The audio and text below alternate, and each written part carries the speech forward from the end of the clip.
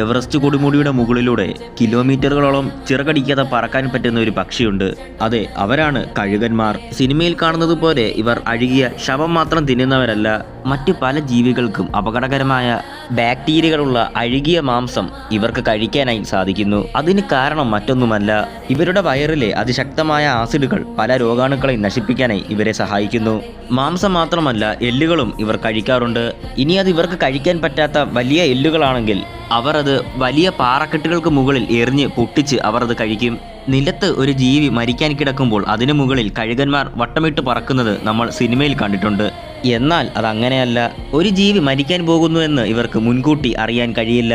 ആകാശത്തിന് മുകളിലൂടെ ഇവർ പറക്കുന്നത് ഇരയെ തിരയാൻ വേണ്ടി മാത്രമാണ്. ഇവർക്ക് ഇവരുടെ ഇരയെ മണം പിടിച്ച് കണ്ടുപിടിക്കാനായി സാധിക്കില്ല. അതിനു പകരം ഇവർ ഇവരുടെ കാഴ്ചശക്തി ഉപയോഗിച്ചാണ് ഇരയെ കണ്ടുപിടിക്കുന്നത്. ഇവരുടെ മറ്റൊരു പ്രത്യേകതയാണ് വായുവിൽ ചിറകടിക്കാതെ ഇവർക്ക് കിലോമീറ്ററുകളോളം പറക്കാനായി കഴിയുന്നു. ഹിമാലയൻ പർവ്വതത്തിൻ്റെയും കൊമേഴ്ഷ്യൽ ഫ്ലൈറ്റുകളുടെ മുകളിലൂടെ വരെ ഇവർ പറക്കും. അതായത് 11,000 മീറ്ററുകൾക്ക് മുകളിൽ വരെ പറക്കാൻ ഇവർക്ക് കഴിയുന്നു. ഇവർ ചിറക് വിരിച്ചു നിൽക്കുന്നത് എന്തിനാണെന്നറിയാമോ?